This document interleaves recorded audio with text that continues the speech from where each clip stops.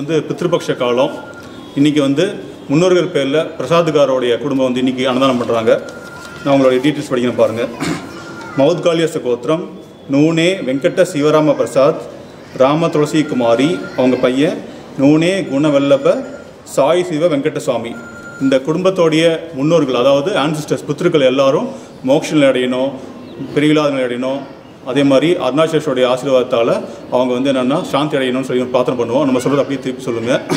அண்ணாமலையார் அருளால், உண்ணாமலையம்மன் அருளால், அன்னதானத்திற்கு பித்ருபக்ஷ அன்னதானத்திற்கு உதவி செய்யும் இந்த குடும்பம் அறியாது சேர்ந்த பித்ரு தோஷங்கள் நீங்கி, சர்வ தோஷங்கள் நீங்கி, சர்வ ரோகங்கள் நீங்கி அவரது வாழ்க்கையில் தனம், தானியம், சந்தானம், ஜெயம், தைரியம், பலம், ராஜ்யம், வாகனம் ஆகிய அஷ்ட ஐஸ்வர்யங்கள் பெற்று சம்பூர்ண ஆரோக்கியம் பெற்று அவரது வாழ்க்கையில் எல்லா நலமும் வளமும் பெற எல்லாம் வல்ல அருணாச்சலேஸ்வரரையும் பித்ரு தேவதைகளையும் பிரார்த்திப்போம்.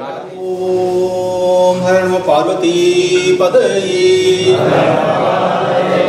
அண்ணாமலையம் அண்ணா போற்றி, தென்னாடுடைய சிவனே போற்றி, கைலை மலையானே போற்றி போற்றி, ஊழியர்கோன் வெப்பொழித்த புகழியர்கோன் கடல் போற்றி, ஆளிமிசை கல்மிதப்பில் அணைந்த பிரானடி போற்றி, வாழி திருநாவலு வன்கொண்ட பதம் போற்றி.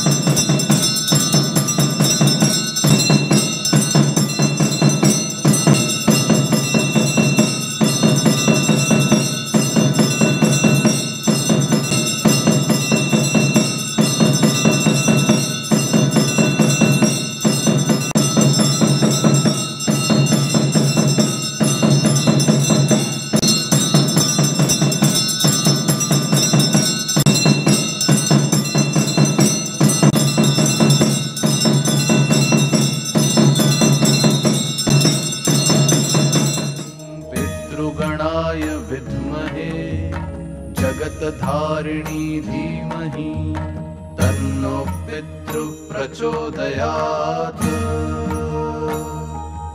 ॐ पितृगणाय विद्महे जगतधारिणी धीमहि तन्नो पितृ प्रचोदयात्। ॐ पितृगणाय विद्महे जगतधारिणी धीमहि तन्नो पितृ प्रचोदयात्। ॐ पितृगणाय विद्महे जगतधारिणी धीमहि तन्नो पितृ प्रचोदयात्। ॐ पितृगणाय विद्महे जगतधारिणी धीमहि तन्नो पितृ प्रचोदयात्।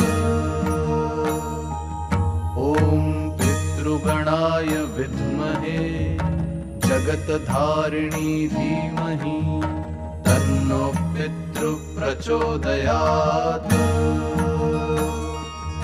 ॐ पितृगणाय विद्महे जगतधारिणी धीमहि तन्नो पितृ प्रचोदयात्। ॐ पितृगणाय विद्महे जगतधारिणी धीमहि तन्नो पितृ प्रचोदयात्। पितृगणाय विद्महे जगत्धारिणी धीमहि तन्नो पितृप्रचोदयात्। ॐ पितृगणाय विद्महे जगत्धारिणी धीमहि तन्नो पितृप्रचोदयात्। ॐ पितृगणाय विद्महे जगत्धारिणी धीमहि तन्नो पितृप्रचोदयात्। ॐ पितृगणाय विद्महे जगत्धारिणी धीमहि तन्नो पितृप्रचोदयात्। ॐ पितृगणाय विद्महे जगत्धारिणी धीमहि तन्नो पितृप्रचोदयात्। ॐ पितृगणाय विद्महे जगत्धारिणी धीमहि तन्नो पितृप्रचोदयात्।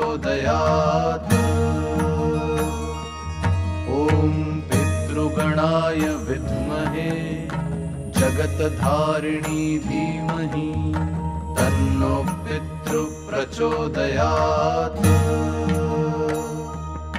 ॐ पितृगणाय विद्महे जगत्धारिणी धीमहि तन्नो पितृप्रचोदयात्। ॐ पितृगणाय विद्महे जगत्धारिणी धीमहि तन्नो पितृप्रचोदयात्। ॐ पितृगणाय विद्महे जगत्धारिणी धीमहि तन्नो पितृप्रचोदयात्।